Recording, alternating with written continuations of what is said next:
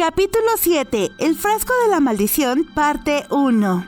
Mao Mao pensó que Chue la llevaría al palacio de Jinshi, pero el lugar en donde se detuvo el carruaje fue un almacén que estaba cerca del palacio de Jinshi. En el lugar, los rostros de Jinshi, Basen y Ma Mei estaban iluminados por la luz de las antorchas. También estaban otros guardias que Mao Mao ya había visto antes, pero como era de esperar, ella no recordaba el nombre de ninguno de ellos, así que lo omitiremos.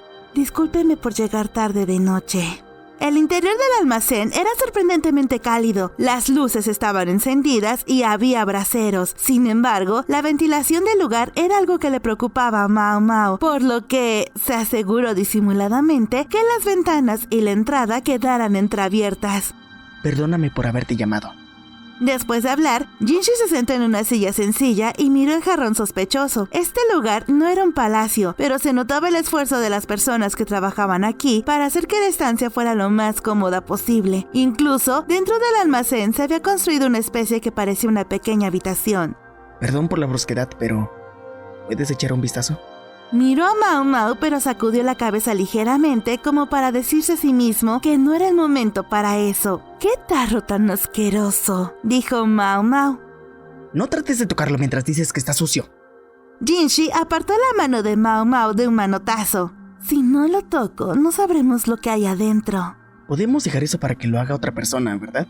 El frasco era lo suficientemente grande como para descansar sobre las palmas de 2 manos abiertas. Estaba firmemente sellado, con varias hojas como talismanes pegados en la tapa. Se habían pegado maldiciones en el talismán, convirtiéndolo en la imagen misma de un frasco de maldición. Suiren probablemente no permitiría que los artículos malditos entraran en el palacio, por lo que estaban haciendo esto en este almacén.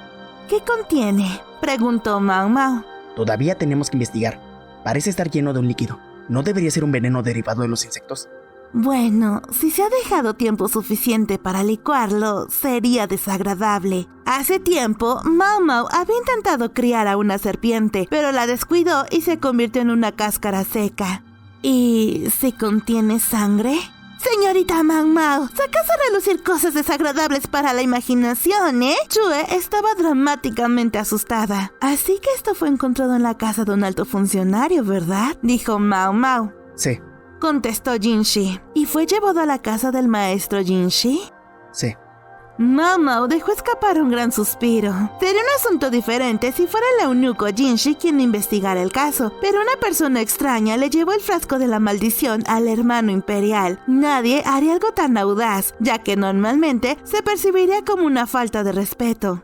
Tengo una persona en mente que haría tal cosa, pensó Mao Mao, pero no lo sería. El raro estratega fue la primera persona que vino a la mente de Mao Mao. Esa persona cocinaría algo muy diferente para acosar a Jinshi. Además, lo haría personalmente si se tratara de un acto que le hiciera daño a sí mismo. No necesitaría la ayuda de Jinshi. En ese caso, ¿podría estar relacionado con la familia de la emperatriz viuda? Aunque había dudado, lo mencionó en ese momento. Jinshi dejó escapar un gran suspiro en lugar de responder. Además, con la claridad con la que Basen estaba conmocionado, tenía que ser el caso. Hay rumores que dicen que el frasco estaba enterrado bajo el aero y fue descubierto por un gato. Respondió Jinshi. ¡Qué gato tan listo! ¿Qué piensas hacer? Mao Mao sacó una toalla del bolsillo de su pecho y envolvió su mano derecha en ella. Me dijiste que investigara, pero a este ritmo no podremos hacer nada. ¿Qué tal si le doy un vistazo por el momento? Pero Jinshi parecía tener mucho que decir. Chue parecía divertida y Ma Mei le tendió una toalla a Basen. Yo lo haré, dijo Basen mientras envolvía su mano en la toalla. Mi cuerpo no es tan débil como para perder ante una maldición. No, es cierto, pero Tanto Jinshi como Mao Mao parecían inquietos. ¿Qué deberían hacer en un momento como este? Parecía como si alguna bandera hubiera sido izada en el aire. En lugar del maestro Basen, deberías dejármelo a mí, dijo Mao Mao. No, señorita Mao Mao. Mi hermano menor debería ser capaz de hacer esto al menos. Un crujido resonó sin esperar a que Ma Mei terminara de hablar, y de pronto un frasco roto estaba en la mano de Basen. Él parecía avergonzado. Con la mano vendada, no pude controlar mi fuerza. ¡Estúpido hermano menor!, gritó Mamey. La humilde expresión de Mamey se transformó en el grito de un demonio y golpeó con un puño la barbilla de Basen. Los otros guardias que observaban se preguntaban si debían detenerla. El maestro Basen no es bueno con los objetos frágiles. Ya veo, dijo Mao Mao.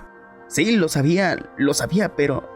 Jinshi también se agarraba la cabeza. Mao Mao se agachó y revisó el frasco roto y el líquido que se había derramado. ¿Puede ver algo, señorita Mao Mao? Chue acercó la luz para alumbrar a Mao Mao. Sí, eso ayuda. El contenido era un fluido oscuro. Tenía un olor característico. No parecía ser sangre. Oye. Jinshi detuvo a Mao Mao, que había sumergido su dedo en el líquido. ¿Y si te maldicen?